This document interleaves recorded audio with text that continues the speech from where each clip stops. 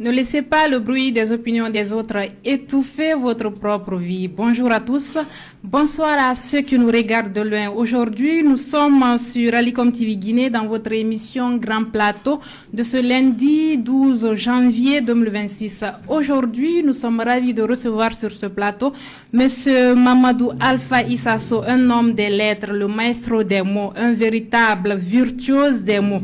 Un écrivain qui danse avec les mots, qui maîtrise l'art de la combinaison des lettres et des phrases. Avec lui, nous allons parler de ses motivations, de son choix pour écrire, notamment son ouvrage intitulé J'y arrive enfin, Survivre en enfer, un titre qui nous donne déjà des frissons. Et enfin, nous allons parler de sa tournée dans les écoles. Alors, mesdames et messieurs, installez-vous confortablement, car ça va démarrer. Nous revenons avec les gants prêts à l'emploi. D'ici là, restez connectés juste après ça.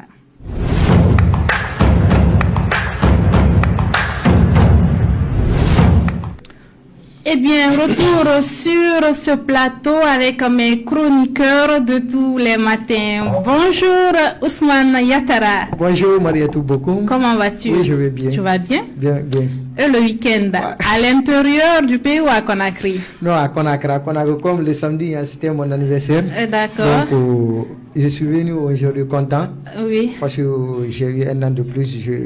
Je rends grâce au Tout-Puissant Allah de m'accorder encore la santé, la longévité et tout ce qu'on entreprend dans la vie.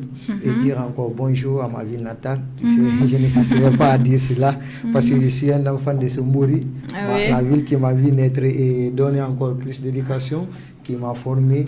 Je rends toujours hommage à Fria. Merci beaucoup, joyeux anniversaire à toi, une longue vie et une santé de fer. Merci. Je vais à présent me tourner vers M. So. Bonjour M. So, bienvenue, merci d'accepter notre invitation. Bonjour madame. Vous allez bien? En forme? J'espère que vous êtes à l'aise dans l'émission. Dieu merci. Alors, rapidement, pour commencer M. So, parlez-nous un peu de votre parcours et de comment vous êtes devenu écrivain. Avant juste de commencer, j'ai fait une petite remise par rapport à M. So, si vous me le permettez. Il n'y a pas de souci, rapidement. Donc on dit M. So, né à Fria le 16 janvier 1998. Mamadou Alpha Issasso est un passionné d'éducation et d'engagement citoyen. Superviseur au groupe scolaire Molassi, il œuvre quotidiennement pour l'épanouissement des jeunes. PDG de l'ONG La Foi dans le rêve guinéen. Il limite pour la démocratie et l'état des droits. Avec Survivre en enfer, son premier roman, il met sa plume au service de la sensibilisation et de l'espoir, poursuivant ainsi son engagement pour une Guinée meilleure à travers l'éducation, l'action sociale et désormais la littérature. Le résumé. D'accord. Donc, de façon générale, M. So lui-même, il va nous présenter son roman. D'accord, mais avant ça, il va nous parler de son parcours et comment il est devenu écrivain. Il n'y a pas de problème. Merci beaucoup. Je suis très comblé d'être parmi vous. Donc, comme M. Yattara l'a si bien dit, j'ai écrit ce roman en 2025. Et l'intervalle de 2025... au début de l'année, donc jusqu'au novembre 2025. C'est-à-dire de l'intervalle du mois de janvier au mois de novembre 2025. J'ai écrit ce roman dans cet intervalle et j'ai essayé de le publier dans les éditions Yigi. Mais bon, qu'est-ce qui m'a motivé essentiellement à écrire ce roman? C'est très simple. Ma motivation est ancrée d'abord dans mon engagement citoyen et l'amour sans condition que je porte pour ce pays. Cela s'explique sur plusieurs facteurs que je voyais, que j'ai vécu par moi-même, à travers les frères, à travers beaucoup de personnes. Donc, notamment la frustration de voir un pays doté d'immenses recherches et qui est en retard. Dans la salisie, dans la pauvreté, c'est-à-dire dans l'indigence. Surtout en tant que passionné aussi de l'éducation, je suis témoin quotidiennement du défi que la jeunesse guinéenne est confrontée aujourd'hui. Donc, en en tant que aussi responsable de l'ONG La Foi dans le rêve guinéen, c'est la preuve à suffisance que je suis motivé à bâtir une Guinée meilleure et prospère, mais surtout basée sur un état de droit. Ok. Yatara, ta question? Ma question est de faire une présentation générale de ce roman. Bon, cet ouvrage est inspiré de l'actualité guinéenne Oui. sous la présidence d'Alpha Condé et met en exergue les violences politiques qui ont caractérisé sa mandature. Il décrit aussi le régime des Ramédis, parce que c'est Ramédie le personnage principal. Il décrit le régime des Ramédis comme un régime foncièrement machiavélique qui prime les libertés des citoyens et élise en mode de gouvernance les violences politiques derrière laquelle se cache son incompétence.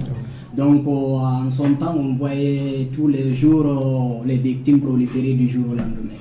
Donc en un mot, c'était ça le contenu global des romans. Qu'est-ce qui vous inspire de vos écrits? Ce qui m'inspire, vous savez, ce qui se passe ici est relaté de façon fictive, mais ce sont des faits réels. Ce sont des faits réels que j'ai vécus. Et par moi-même, et à travers les amis, et à travers les frères. Donc c'est à travers ces faits-là où j'ai pu vraiment mettre la plume au service de la sensibilisation des jeunes. Pourquoi vous avez donné ce nom-là? Survivre en enfer ici est utilisé de manière figurée. D'accord, oui, sens figuré. De manière figurée, décrivant une situation difficile, des grandes épreuves à endurer. C'est-à-dire, autrement, face à une adversité terrible en enfer, la seule chose qui compte, c'est de vivre, continuer à se battre et de s'en sortir. Donc en un mot, c'est ça, l'enfer est utilisé de manière figurée ici, c'est pas dans le sens strict comme on le dit. D'accord, c'est une dénonciation que vous faites alors Oui. de tout ce qui se passe dans nos sociétés, surtout dans les écoles. Vous savez, l'expression qui se rapproche de survivre en enfer est probablement la citation de Michel Audiard, une écrivaine française qui avait énoncé pour la première fois cette citation. L'essentiel en enfer est de survivre. Voilà. J'ai fait quelques recherches par rapport à son roman parce que j'ai un peu parcouru le roman. Parce que puis-je avoir le roman pour les téléspectateurs et téléspectatrices qui nous suivent en ce moment? Bien, Mamadou Alphasso, Survivre en enfer. C'est un roman de combien de pages? C'est un roman de soixantaine de pages comme ça. Soixantaine, d'accord. Ce document est centré sur 3 actes. J'aimerais qu'il explique les 3 actes. Il n'y a pas de souci. Bon, les axes prioritaires auxquels le roman est surtout centré, c'est-à-dire, c'est sur l'éducation. Sur l'éducation aussi. J'ai mis l'éducation aux clés. Vous êtes basé sur l'éducation. Surtout, j'ai mis l'éducation aux clés de ce livre. Donc, à ceux qui le liront, j'ai mis ça aux clés de ce livre. Pour moi, il est temps de penser à l'éducation. Par la volonté, c'est très simple, d'améliorer le système éducatif, surtout en Guinée, qui est basé essentiellement sur ces 3 axes. Pour moi, ces 3 axes, c'est quoi? C'est les infrastructures. Scolaire, oui. C'est les enseignants. Les enseignants. C'est le programme. Le programme, oui. Voilà. Maintenant, les infrastructures scolaires, il faut moderniser les infrastructures scolaires pour la construction de plusieurs écoles. Voilà, pour réduire le sous-effectif. Et en ce qui concerne les enseignants, il faut renforcer la formation des enseignants et revaloriser leur statut. Pour qu'on puisse avoir un encadrement pédagogique de qualité, motivant. Donc, le troisième aspect, il faut actualiser les programmes en les adaptant en fonction des besoins du marché de l'emploi. Par exemple, l'entrepreneuriat, le numérique, tout ceci. Uniquement une pédagogie qui a pour rôle d'enseigner aux élèves comment il faut entreprendre dans la vie après les études. Donc, si j'avais la voix au chapitre, j'allais mettre l'entrepreneuriat comme une matière à part entière. Alors, rapidement, nous allons entamer la deuxième partie de cette émission puisque la télé, c'est l'heure. Alors, mesdames et messieurs, gardez votre position juste après cette petite réclamation.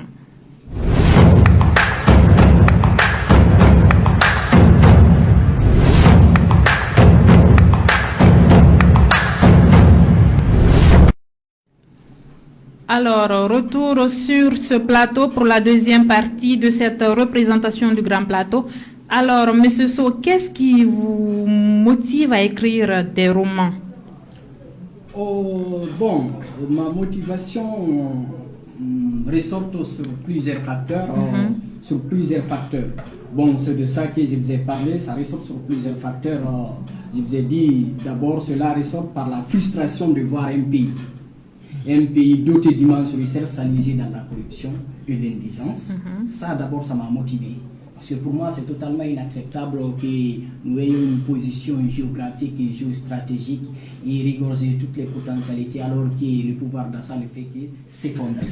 Voilà, pour moi, c'est totalement inacceptable. Donc, du coup, et le deuxième aspect, en tant que, je vous ai dit, en tant que passionné de l'éducation, je suis à l'écoute quotidiennement des défis que la jeunesse est en train de traverser.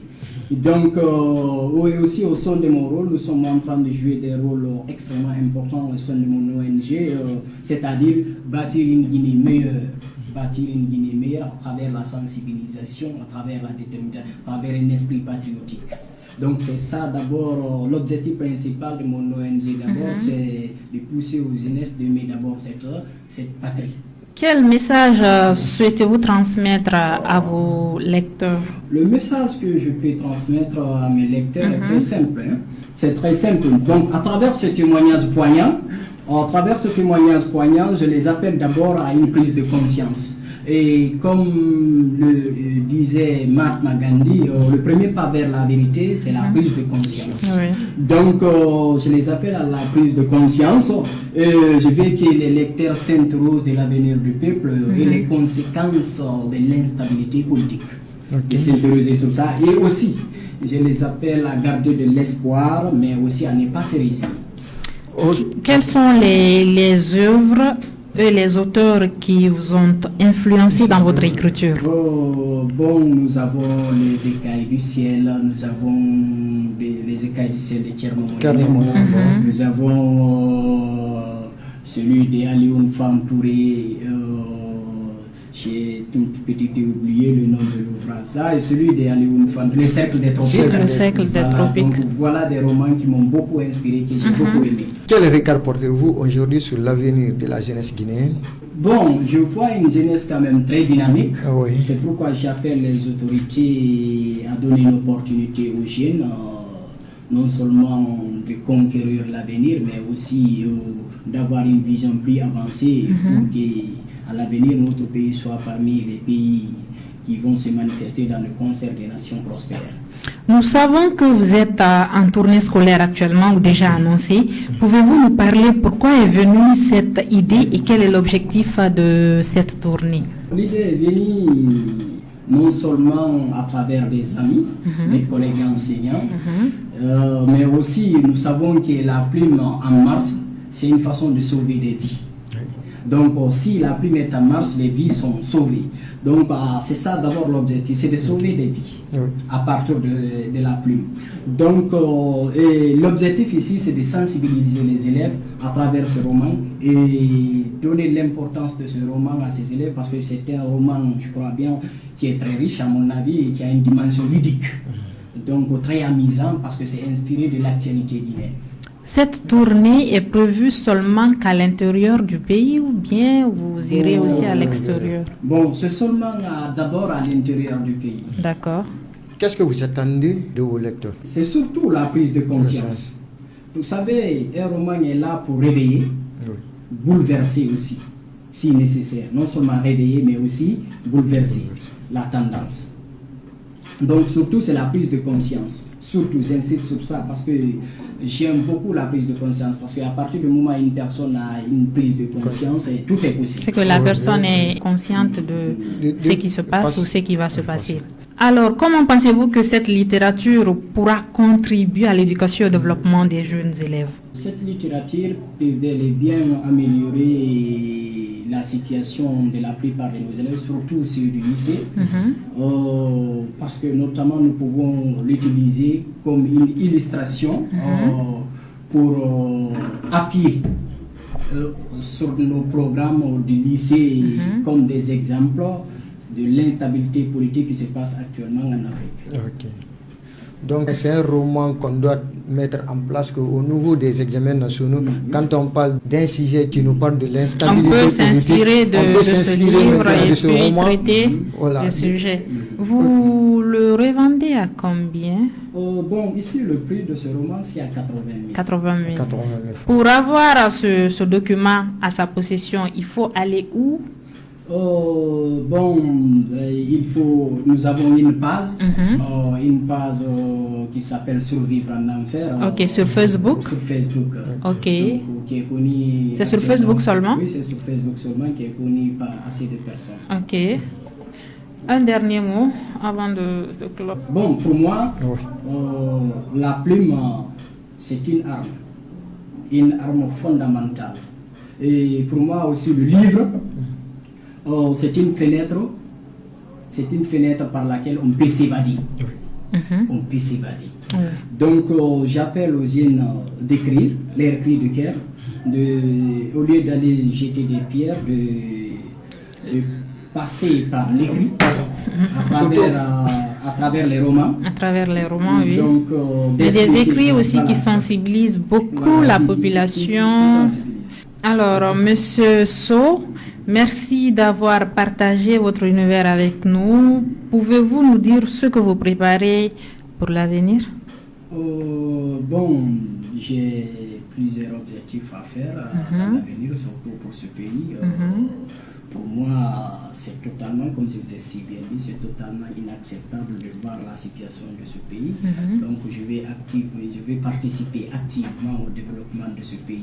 D'accord. Sans condition. Alors, regardez la caméra et adressez votre dernier message à l'endroit de tous ceux qui nous regardent en ce moment sur Alicom Media. Bon, c'est très simple. J'appelle l'ensemble de la jeunesse à une prise de conscience.